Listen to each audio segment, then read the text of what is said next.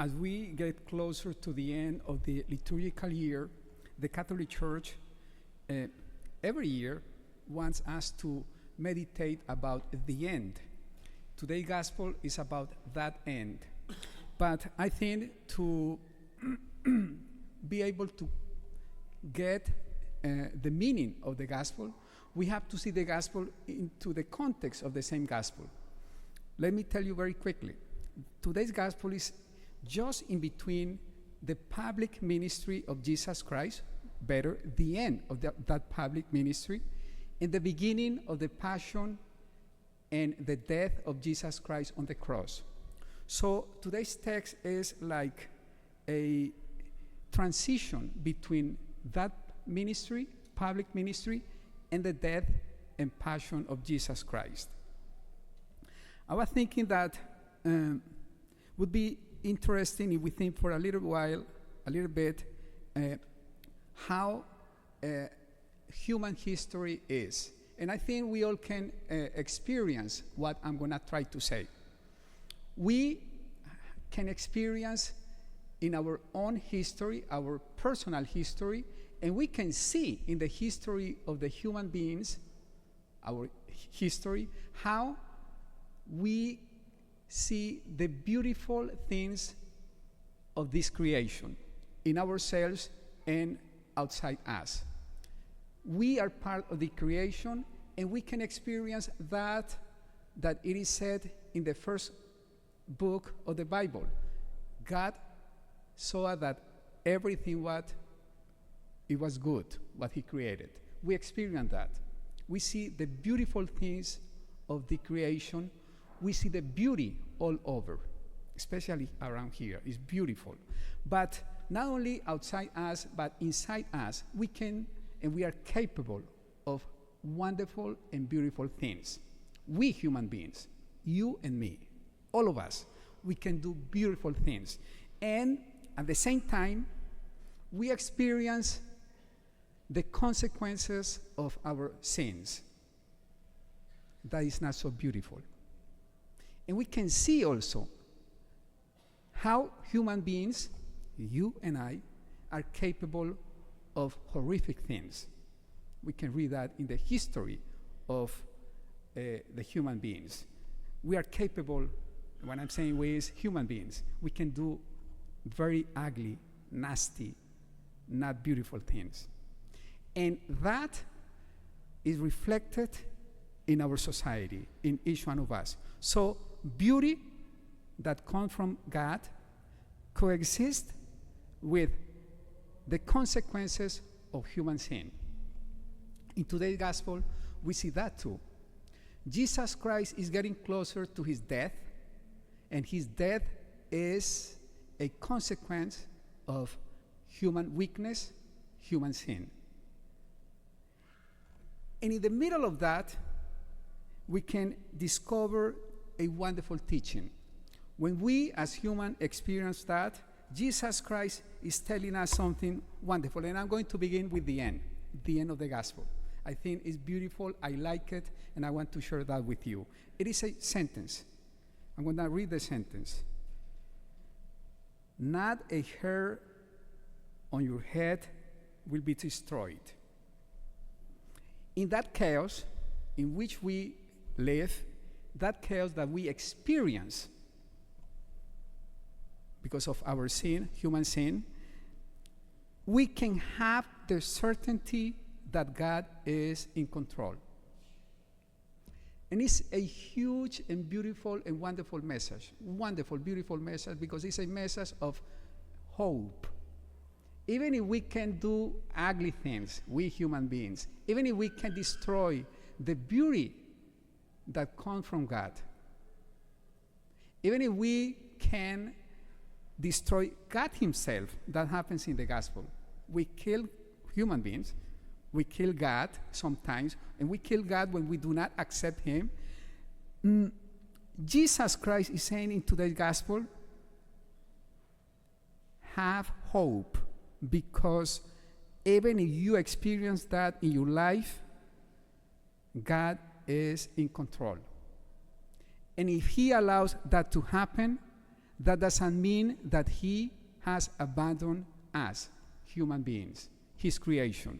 He is still there, and he is supporting that creation. That tells me, as a human being, a sinful person, that in the difficult moments, I can turn to God, say, please forgive me, and that he is going to have the power to use my stupid decisions to make beautiful things somehow. And I cannot stop thinking about that. Maybe you have heard me saying that before, but I have to say it again. In my life, I have made too many mistakes, too stupid mistakes, and I am amazed how God has used those mistakes to create something wonderful somehow. That's powerful, and that the power of God, he can do that.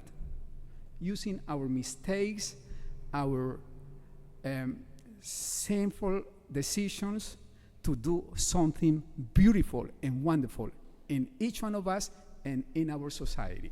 And maybe today is a very good time to think about that and surrender to that God who is in control.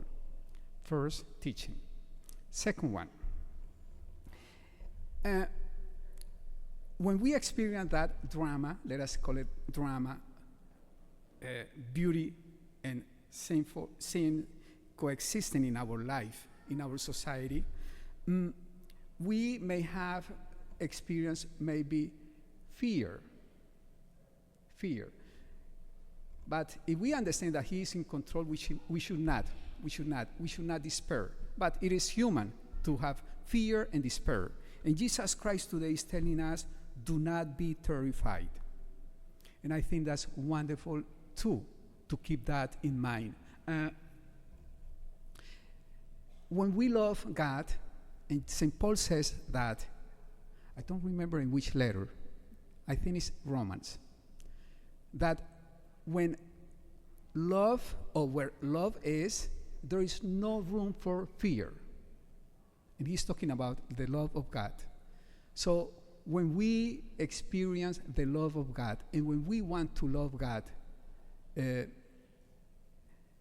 we cannot experience fear, and we cannot experience that God has abandoned us. So the second message actually is to really understand that we cannot fear, we cannot be terrified about what is going on in our lives and about what is going on in our society. We have to see the reality with hope and have trust in God. And the last one, the last message that I can see in today's gospel, it is very human to find, to look for solid foundations. We all do that. Whatever we build, we try to build in solid foundation. We want to build things that are going to last for many years or maybe forever. The same thing about our lives. All of us want to build our own life on solid foundations. We want to be people who have solid beliefs, solid everything. Many times we make mistakes listening to different voices, listening to different teachings outside on social medias, maybe, whatever. Today's gospel is an invitation to look at the only solid foundation for us Christians and believers, Jesus Christ. When the disciples are listening to Jesus Christ, and he says, do you see that temple, how beautiful it is? One day it's going to be destroyed. We cannot imagine what they're feeling, how terrified they were about that. We can be also terrified when we do not build our home, our life on solid foundation. So today maybe we should take a look about where or on what are we building our own life?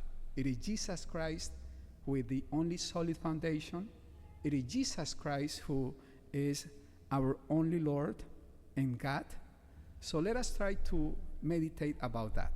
So I'm going to summarize what I said. First, in our society, in our history, in which it coexists beauty, the beauty of God, the beauty of the creation of God, and the sin that we create, we have to keep in mind that God is in control, and we have to trust that He is in control. Second, we cannot be terrified, because if He is in control, He is always going to show us His love, and He is going to reveal our destiny. And third, we have to build our home, our being, on Jesus Christ, only on Him. Please stand. I believe in one God, the Father Almighty, maker of heaven and earth.